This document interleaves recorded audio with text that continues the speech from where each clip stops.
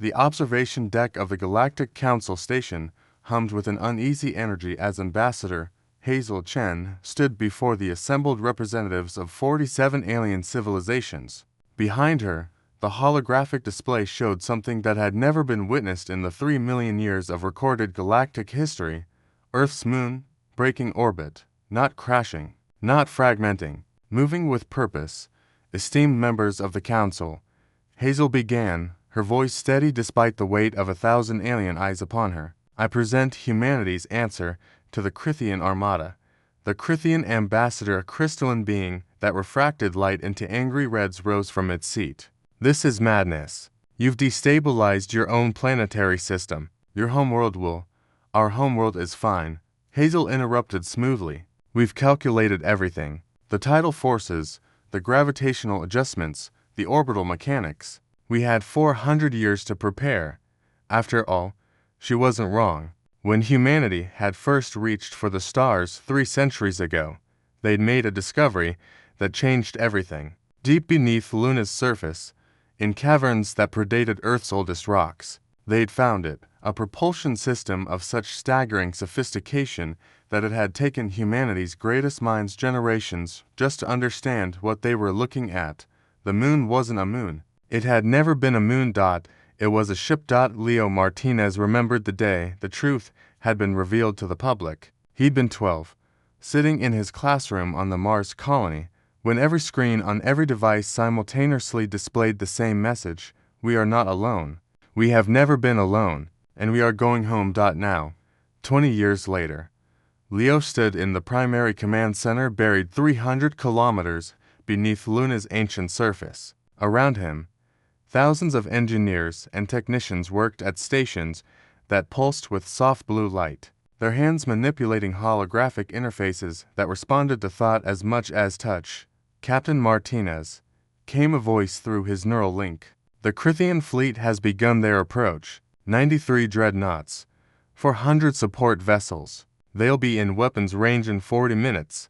Leo allowed himself a slight smile. Have we finished the calculations for the others? Yes, sir. Mars, Titan, and Europa are ready. Ganymede needs another 12 minutes for final calibrations. He nodded, though no one could see him in the dimly lit command center. Around Earth's solar system, humanity's greatest secret was awakening. Every major moon, every significant satellite that had orbited for billions of years, they were all the same. Ancient vessels, parked in a system so remote that their builders had considered it the perfect hiding place.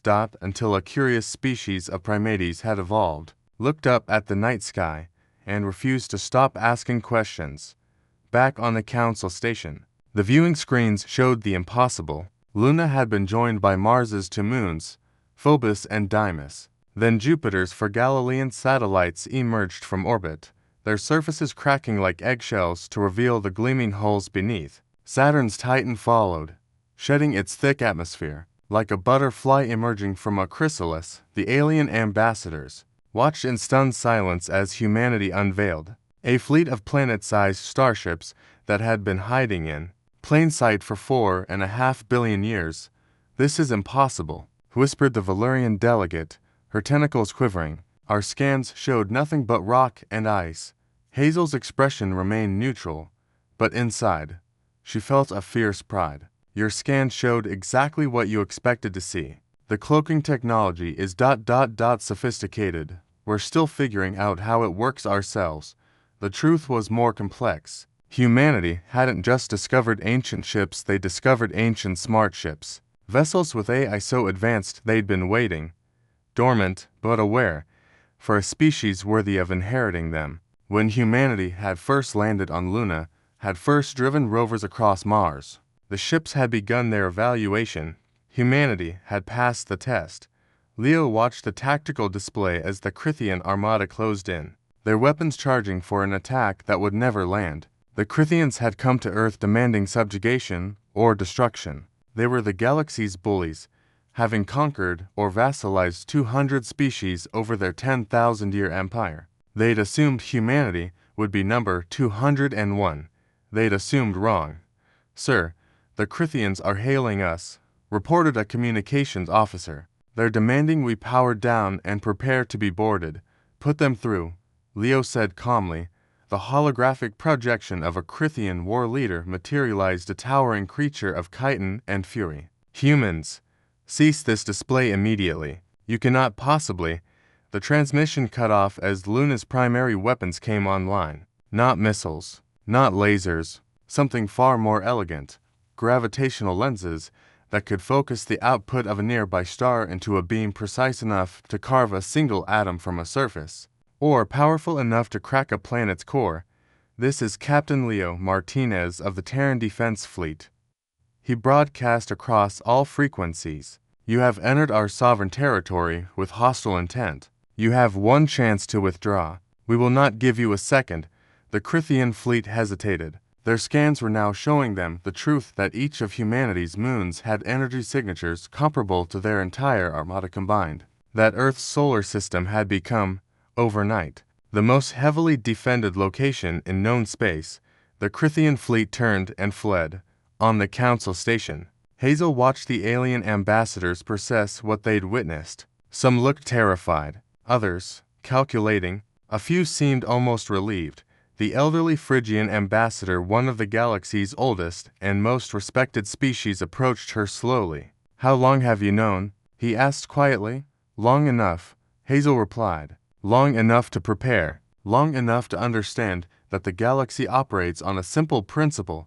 Strength is respected, weakness is exploited, and now." Hazel turned to face the assembly, her voice carrying across the chamber. "Now, humanity takes its place among the stars. Not as conquerors, not as victims, but as equals. We will defend ourselves and our allies. We will explore, trade, and build relationships, but we will never again be threatened in our own home." She paused, letting her words sink in. "The ships chose us. We don't fully understand why yet, but we intend to prove worthy of that choice." As Earth's ancient fleet maintained their protective formation around humanity's homeworld, the galaxy watched in silence, suddenly aware that the balance of power had shifted. The youngest species in the council had just become its most formidable, and somewhere, in the vast depths of space, other dormant vessels began to wake, drawn by the activation of their sister ships, heading home after a journey that had lasted eons. Humanity's age of discovery had only just begun. The end.